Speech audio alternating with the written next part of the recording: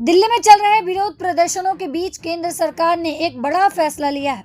अगले 3 महीनों तक दिल्ली पुलिस कमिश्नर को नेशनल सिक्योरिटी एक्ट यानी एनएसए के तहत हिरासत के आदेश जारी करने की शक्ति दी गई है। लेकिन सवाल ये है कि क्या दिल्ली में एनएसए लागू हो गया है?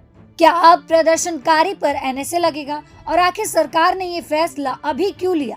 आइए पूरी खबर आसान भाषा में समझते हैं।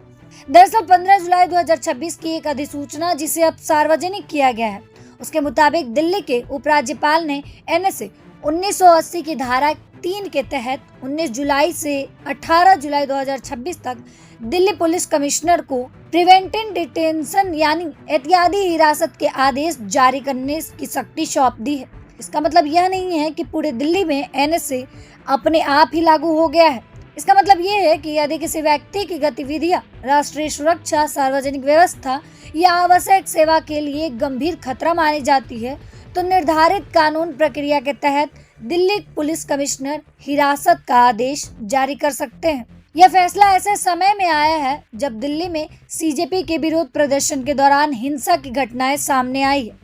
पुलिस का कहना है कि प्रदर्शन के दौरान कई पुलिसकर्मी घायल हुए, वाहनों को नुकसान पहुंचाया और पथराव भी हुआ। इसी पृष्ठभूमि में सरकार ने कहा कि कानून व्यवस्था बनाए रखने और आवश्यकता पड़ने पर तुरंत कार्रवाई सुनिश्चित करने के लिए ये अधिकार सौंपे गए हैं। अब सबसे जरूरी सवाल, एनएसए यानी नेशनल सिक्योरिटी एक्ट क्या है? ये 1980 का कानून है जिसे प्रिवेंटिव डिटेंशन लॉ कहा जाता है। यानी अगर प्रशासन को यह आशंका हो कि कोई व्यक्ति भविष्य में ऐसी गतिविधियां कर सकता है जिससे राष्ट्रीय सुरक्षा या सार्वजनिक व्यवस्था प्रभावित हो, तो कानूनी प्रावधान के तहत उसे एहतियात हिरासत में लिया जा सकता है। कानून में अधिकतम हिरासत अवधि 12 महीने तक की हो सकती है।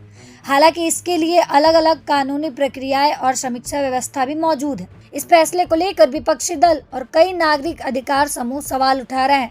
उनका कहना है कि ऐसे समय में जब विरोध प्रदर्शनों को लेकर पहले से तनाव है, इस तरह के अधिकारों के इस्तेमाल पर पारदर्शिता और जवाबदेही बेहद जरूरी है। वहीं सरकार का कहना है कि यह कदम केवल कानून व्यवस्था और सार्वजनिक सुरक्षा बनाए रखने के लिए उठाया गया है और यह अधिकार कानून के दायरे में ही इस्तेमाल किए जाएंगे। फिलहाल सबसे बड़ी बात यह है कि 19 जुलाई से 18 अक्टूबर 2026 तक दिल्ली पुलिस कमिश्नर के पास एनएसए के तहत हिरासत का आदेश जारी करने की शक्ति होगी। लेकिन इसका इस्तेमाल किन मामलों में होगा, कितनी बार होता है और इस पर आगे क्या राजनीतिक बहस होती है, इस पर सभी की नजरें टिकी हुई हैं। आप इस फैसले को कैसे देखते हैं? क्या ये सुरक्षा के लिए जरूरी कदम है या इससे नागरिक अधिकारों को लेकर चिंता बढ़ती है? आप अपनी राय हमें कमेंट बॉक्स में जरूर बताइएगा। अगर वीडियो पसंद आया हो तो लाइक, शेयर और चैनल को सब्सक्राइब करना ना भूलें। प्रभातखबर.com, विश्वास वही।